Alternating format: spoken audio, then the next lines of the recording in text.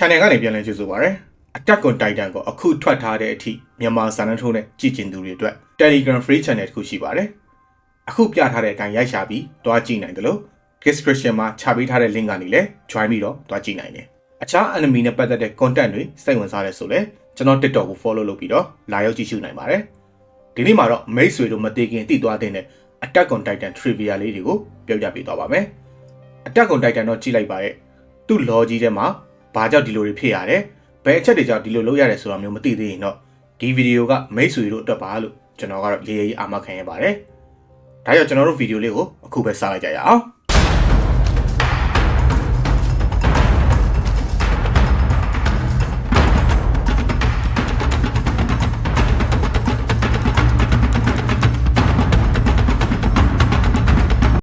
Attack on Titan မှာအဝါလွန်တဲ့ character ဆိုတာမရှိတဲ့လောက်ကိုရှားပါတယ်။ Training Corps တက်တာတိုင်းဟာ mission နဲ့ training ကိုအိမ်ဦးနဲ့ကြံပြင်းလို့အမြဲတမ်းသွားလာနေရပြီးတကယ်လို့အမားလုံးမိရင်လည်းတစ်နေ့ကို9နာရီလောက်ပြေးရတာမျိုးရှိပါတယ်။ Corps Titan ဟာပုံစံကြည့်ရရင်မထင်ရပေမဲ့ durability မှာအတော်မြင့်တဲ့ Titan ပါ။သူဟာ Reina ရဲ့ Armor Titan နီးနီးလောက်ခံနိုင်ရှိပြီး durability ကတော့ Armor Titan နဲ့နင်လားငါလားဆိုတဲ့သဘောမျိုးပါ။ Slava ခံတပ်မှာတုံးတဲ့ Anti Titan အမြောက်တွေကလည်း Soviet စစ်တပ်တုံး 122mm Howitzer အမြောက်နဲ့ဆင်တူပါတယ်။ပြောင်းအားအကျယ် 115mm ရှိပြီး Titan တွေကိုအေးဆေးဖြုတ်နိုင်တဲ့လက်နက်တွေပါ။မာလီစစ်တပ်တုံး rifle တွေကတော့တစ်ချက်ဖြစ်မောင်းတဲ့အမျိုးအစားလက်နက်တွေပါ။တကက်မှာကြီး9တောက်ပါပါတယ်။တမြောင်တက်ထားရင်အဲ့ဒီတမြောင်နဲ့အနီးကပ်ထိုးလို့ရပါတယ်။မာလီတပ်သားတွေရဲ့အဓိကလက်နက်ဖြစ်တယ်လို့ကြီးတက်နဲ့ရေးတက်မှာလည်းအသုံးပြုကြပါတယ်။ Park ထဲကတနိုင်ဟာအပြင်ကရက်တရာစာနဲ့ညီမျှပါတယ်။ Park ထဲမှာ past, present, futureဆိုတာတွေမရှိတာမို့အပြင်လောကနဲ့အချိန်စီးဆင်းမှုဟာလည်းမတူညီပါဘူး။ Attack on Titan မှာပြစ်မှုကျူးလွန်ထားတဲ့ရာဇဝတ်သားတွေကိုနှီးမျိုးစုံနဲ့နှိပ်စက်တယ်လို့ကိုယ်မစိန်ကိုပြန်စားခိုင်းတဲ့အထိနှိပ်စက်တာမျိုးလည်းရှိပါတယ်။ Zaki ဆိုတဲ့တရားသူကြီးဟာအပြစ်ပေးနှိပ်စက်တာမှာနာမည်ကြီးတဲ့သူဖြစ်ပါတယ်။ Arian မြေပုံကအပြင်မှာတကယ်ရှိတဲ့မြေပုံကိုအခြေခံထားတာပါ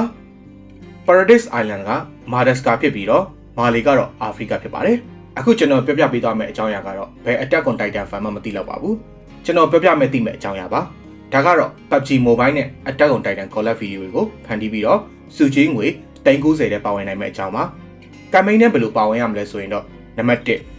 Titan Orient Gear PUBG Mobile နဲ့ Attack on Titan collab နဲ့ပတ်သက်ပြီး gameplay video ဖန်တီးပေးရပါမယ်။နံပါတ်2ကိုဖန်တီးထားတဲ့ဗီဒီယိုကိုအခုပြထားတဲ့ hashtag တွေရေးပြီးတော့ TikTok မှာ public setting နဲ့တင်ပေးရပါမယ်။နံပါတ်3 description နဲ့ comment မှာချပေးထားတဲ့ campaign video link ကိုကိုယ့်အကောင့်မှာ repost လုပ်ပေးလိုက်ပြီဆိုတာနဲ့ TikTok မှာ view အများဆုံး9ယောက်ကိုစုချင်းငွေ10သိန်းကျပ်စီချင်းမြင့်ပေးသွားမှာပါ။အပတ်စဉ်ပါဝင်ရှင်ပြိုင်သူအယောက်20ကိုမဲနိုင်ပြီးစုချင်းငွေ3သိန်းစီနှစ်ပတ်တိတိပေးအချင်းမြင့်သွားအောင်ပါ။ဒီ campaign ကိုမေလ21ရက်နေ့ကနေဇွန်လ9ရက်နေ့ထိပါဝင်နိုင်ပါတယ်။ကဲဒါကြောင့် game လေးလဲဆော့စုချင်းငွေလဲရမယ်။ PUBG Mobile ကိုခုပဲဆော့ရင်ဗီဒီယိုတွေဖန်ပြီးစုချင်းငွေယူဖို့မမေ့ကြနဲ့နော်။ Zeke ဟာ Nikojita ဆိုတဲ့ယောဂါကိုခံစားနေရသူဖြစ်ပါတယ်။ဒါကြောင့်မို့သူကအပူဆက်ပါရယ်ဆိုရင်မစားနိုင်ပါဘူး။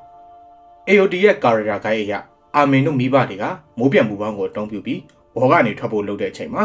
စစ်ပတ်ဆိုင်ရာလုံခြုံရေးတွေကတယောက်ဖြစ်တဲ့ Sunnet ဆိုတဲ့သူကတွေ့ရှိသွားခဲ့ပါတယ်။ Sunnet ဆိုတဲ့သူဟာအဲ့ဒီနေရာမှာနေမဲ့အာမင်မိဘနှစ်ပါးစလုံးကိုပြစ်တက်ခဲ့လိုက်ပါတယ်။ Zeke ရဲ့ master plan ကတော့ Aaron နဲ့ Rambling အသေးစားလုပ်မယ်။ပြီးရင် Historia ကိုခလေးထိုင်မွေးခဲ့မယ်။